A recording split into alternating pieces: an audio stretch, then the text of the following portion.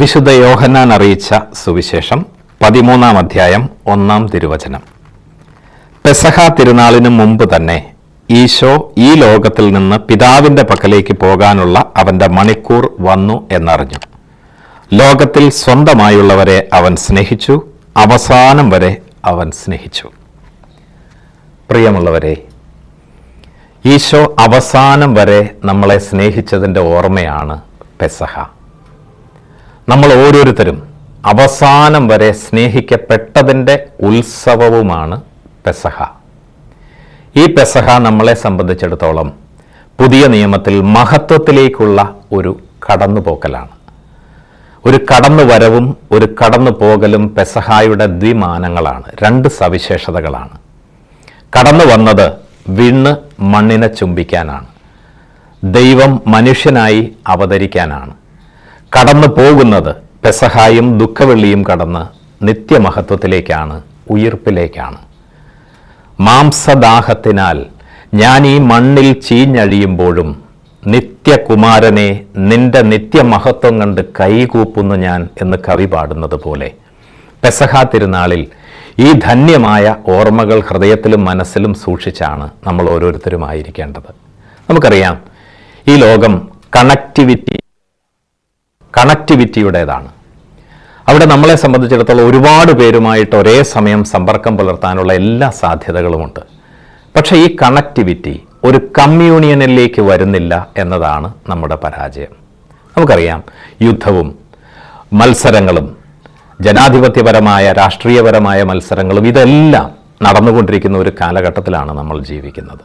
നമ്മളെ സംബന്ധിച്ചിടത്തോളം ക്രിസ്തു നൽകിയ ഒരു പാഠം, അത് പാദക്ഷാളനത്തിൻ്റെതാണ്, പാപം പൊറുക്കലിൻ്റെതാണ്, പ്രാണൻ ദാനം ചെയ്യലിൻ്റെതാണ്. അതാണ് പെസഹായിൽ നമ്മൾ ക്രിസ്തുവിൻ്റെ പൗരോഹിത്യം അനുസ്മരിക്കുന്നു, പരിശുദ്ധ കുർബാന അനുസ്മരിക്കുന്നു, പുതിയൊരു പ്രമാണം നൽകിയത് നമ്മൾ അനുസ്മരിക്കുകയാണ്. ക്രൈസ്തവരായ നമ്മളെ സംബന്ധിച്ചിടത്തോളം നമ്മുടെ ജീവിതം തുടങ്ങുന്നത് നെറ്റിത്തടത്തിൽ വീണ ജലകണികയിൽ നിന്നാണ്. പിതാവിൻ്റെയും പുത്രൻ്റെയും പരിശുദ്ധാത്മാവിൻ്റെയും നാമത്തിൽ നമ്മുടെ നെറ്റിയിൽ തൊട്ട ആ ജലകണിക ക്രൈസ്തവ ജീവിതത്തിൻ്റെ വിവിധ നടവരമ്പുകളിലൂടെ ഒഴുകിപ്പരന്ന് നമ്മുടെ പാദങ്ങളിൽ എത്തി നിൽക്കുകയാണ് ഈ പെസഹായിൽ. അപ്പോൾ ഇത് നമ്മളെ സംബന്ധിച്ചിടത്തോളം നമുക്കൊരു ജീവിതചര്യയായി, ഒരു സംസ്കാരമായി പെസഹ പടർന്ന് പന്തലിച്ച് നിൽക്കുകയാണ്. ഇതൊരാചരണമല്ല. പഴയ നിയമത്തിൽ മോചനദ്രവ്യമായി മാറിയ ദൈവം ഇസ്രായേലിനെ ഈജിപ്തിൻ്റെ അടിമത്തത്തിൽ നിന്ന് മോചനത്തിലേക്ക് നയിച്ചു എന്ന് നമുക്കറിയാം.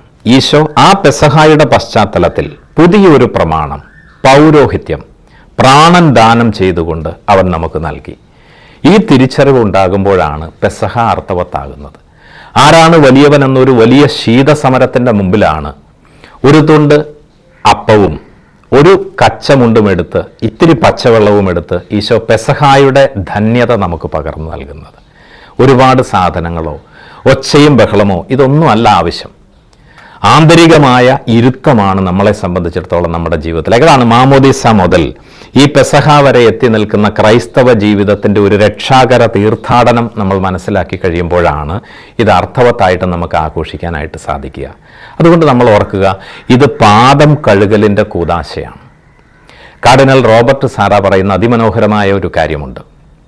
പുരോഹിതനോ അത് പൗരോഹിത്യം സ്വീകരിച്ച മറ്റാരുമോ, അതായത് രാജകീയ പൗരോഹിത്യം സ്വീകരിച്ച മാമോദീസ മുങ്ങിയവരും ശുശ്രൂഷ പൗരോഹിത്യം സ്വീകരിച്ച മിശിഹായുടെ ശുശ്രൂഷ പുരോഹിതരും ആരുമായിക്കൊള്ളട്ടെ, അവൻ സ്ലീവായിൽ കിടക്കേണ്ടവനാണ്, സിംഹാസനത്തിൽ ഇരിക്കേണ്ടവനല്ല. എത്ര സുന്ദരമായൊരു ജീവിത പാഠമാണ് നമുക്ക് നൽകുന്നത്. അപ്പോൾ പാദങ്ങളിലേക്ക് തല താഴ്ത്തി വെക്കാനുള്ള ഒരു ആണ് പെസഹ. നമുക്കിതിന് സാധിക്കുന്നുണ്ടോ?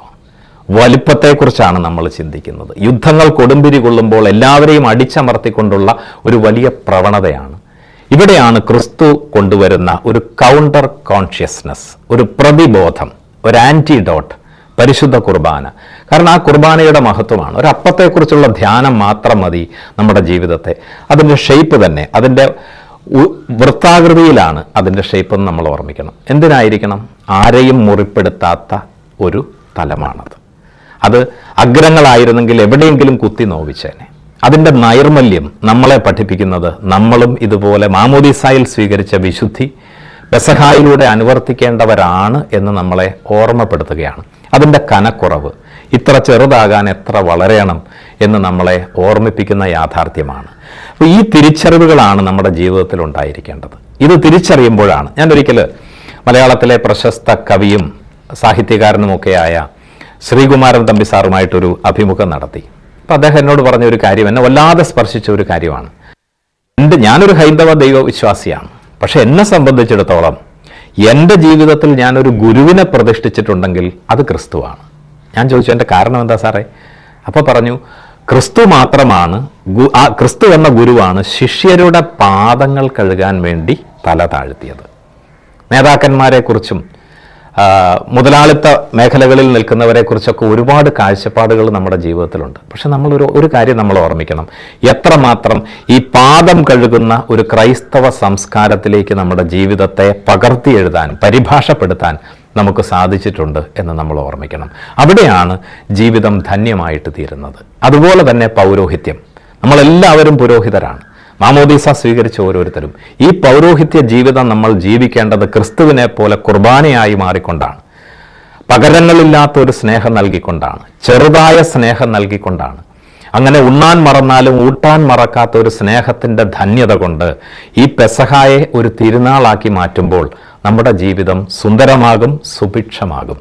ഈ കാലഘട്ടത്തിന് മുഴുവൻ നിന്ന് ഈ ക്രിസ്തു കാണിച്ചു തന്ന വലിയൊരു മാർഗം പഠിക്കാനും പകർന്നു കൊടുക്കാനും ഉണ്ടാകും.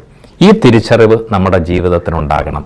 അവസാനം വരെ സ്നേഹിച്ചതിൻ്റെ ഓർമ്മ, അവസാനം വരെ സ്നേഹിക്കപ്പെട്ടതിൻ്റെ ഓർമ്മ, ഇതായിരിക്കട്ടെ ഈ പെസഹ തിരുനാളിൽ നമ്മുടെ ഓരോരുത്തരുടെയും ജീവിതത്തിൻ്റെ ധന്യത. മറക്കാതിരിക്കാം ആ 3 കാര്യങ്ങൾ: പാപം പൊറുക്കുക, പാദം കഴുകുക, പ്രാണൻ ദാനം ചെയ്യുക.